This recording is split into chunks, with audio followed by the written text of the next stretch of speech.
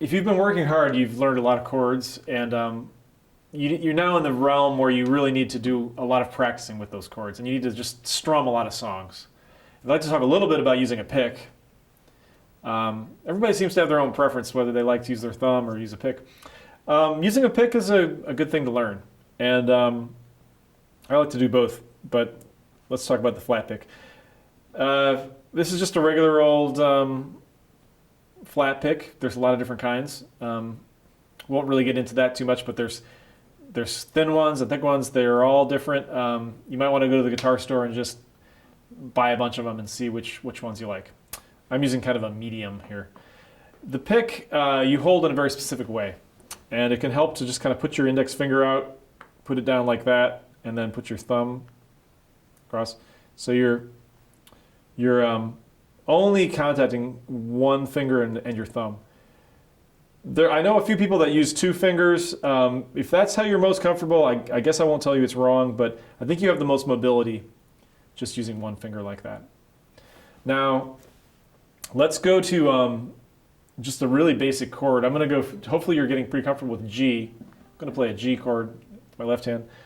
And let's just do our basic quarter note strum for starters. So if we go 1, 2, 3, 4, 1, 2, 3, 4, you're just letting your pick fall across the strings the same way you would let your thumb fall across the strings.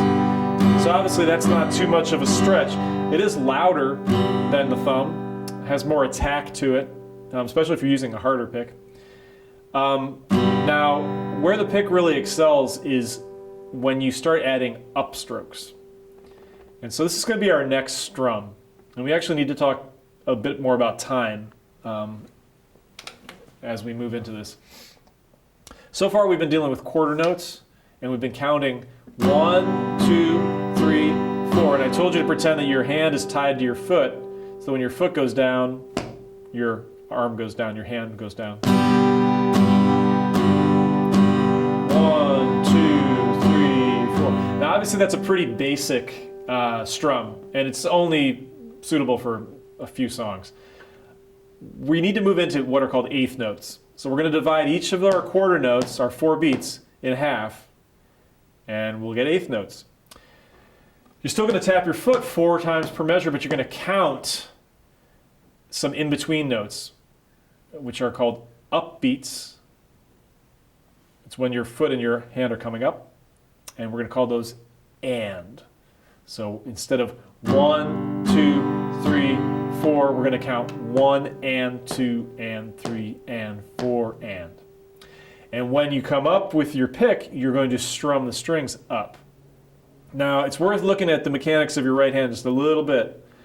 When you are strumming down, there's a certain angle that your pick is at.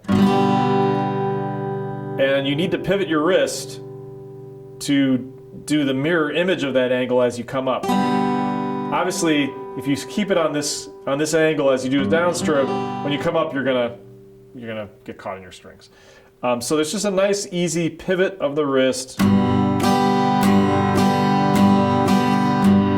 want to spend some time until that feels really comfortable.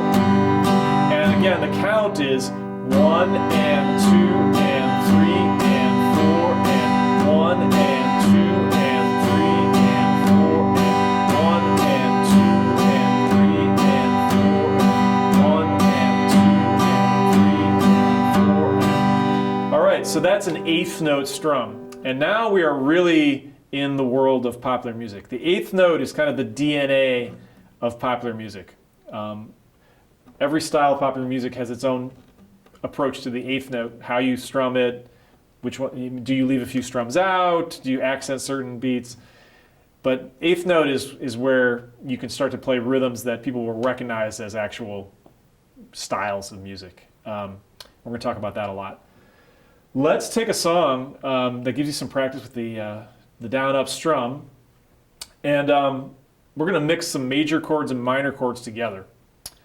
We're going to use G and C and D and E minor, so 4 chords. And we're going to do down-up strumming, okay? So it's going to be 2 measures of G, 2 measures of C, 2 measures of D, 2 measures of E minor. All right, it's going to sound like this. 1, 2, 3, 4, 1 and 2 and 3 and 4, 1 and 2 and 3 and 4, 1 and 2 and 3 and 4, 1 and 2 and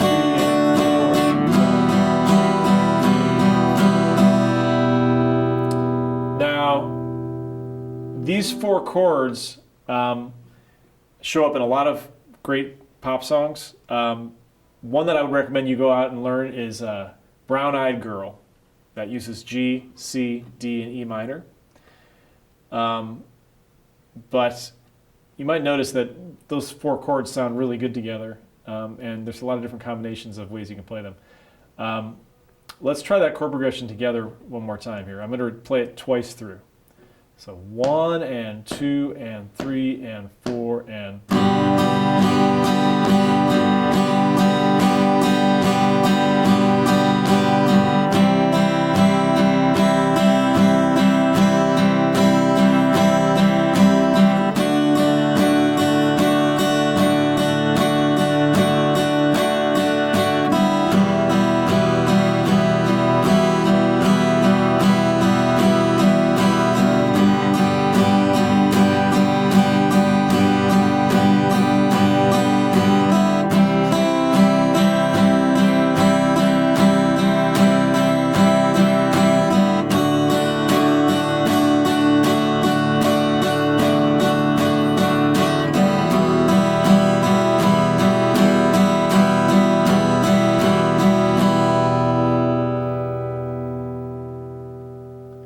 So a pretty basic song, but that'd be a way to start getting a handle on your down-up strums.